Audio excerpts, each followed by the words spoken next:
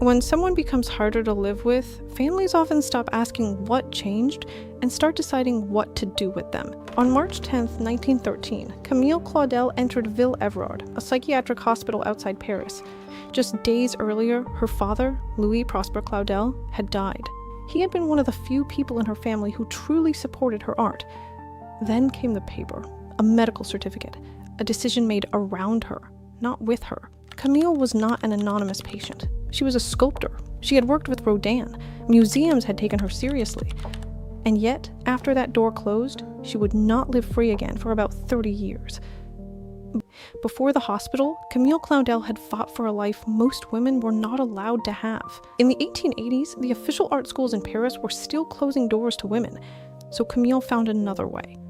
She studied at the Académie Coleracci, shared a studio on Rue Notre-Dame-des-Champs, and worked in rooms full of clay, plaster, tools, and other young women trying to become artists in a world that had not made space for them. Then Auguste Rodin entered her life. He was not just a lover, he was a master, a gatekeeper, and one of the most powerful names in sculpture. Camille worked in his studio. She helped with difficult details, the hands, the feet, the parts of bodies most people never think about. That is the first contradiction. She could shape stone with precision, but later, her own life would be shaped by other people's decisions. The relationship with Rodin became both intimate and professional. At one point, he reportedly signed a strange promise to Camille. She would be his only student, and he would be faithful to her. But Rose Beret stayed in his life.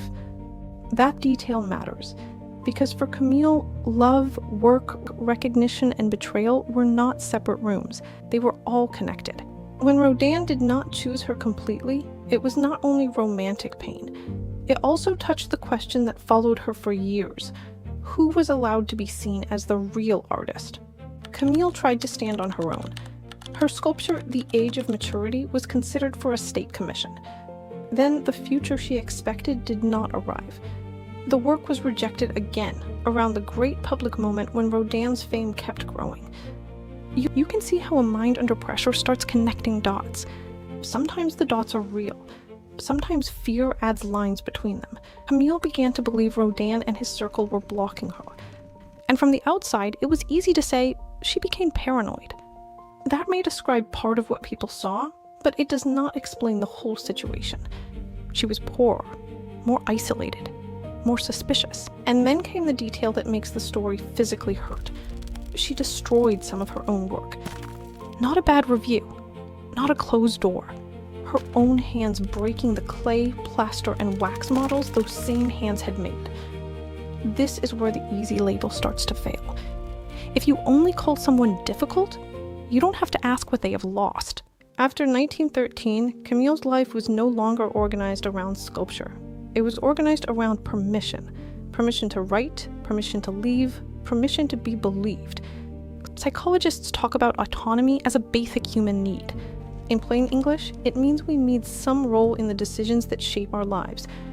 When that disappears, even care can start to feel like control. This does not mean Camille was simply healthy and everyone else was cruel. The records describe serious mental distress, but a person can be unwell and still have a voice. Those two things are not opposites. Her letters from Monteverge are the turning point. She asked for contact. She asked for news. She asked to return to ordinary life. Some letters were delayed, returned, or blocked. In one later letter, she wrote about the cold. A woman in the institution, she said, had been found dead in bed from it. That is not just a symptom on a page. That is a human being trying to reach the outside world. Most of us will never face anything like Camille Claudel's life, but the mechanism is familiar.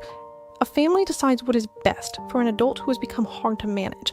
A workplace stops asking for someone's side after one public mistake. A worried person turns care into rules, then rules into silence. This does not mean you should agree with everything someone says in crisis. It means listening is not the same as surrendering control. Camille's story leaves us with a harder question. When someone becomes difficult, do we ask what happened to them, or do we decide who they are and stop listening? Care without listening can start to look a lot like control.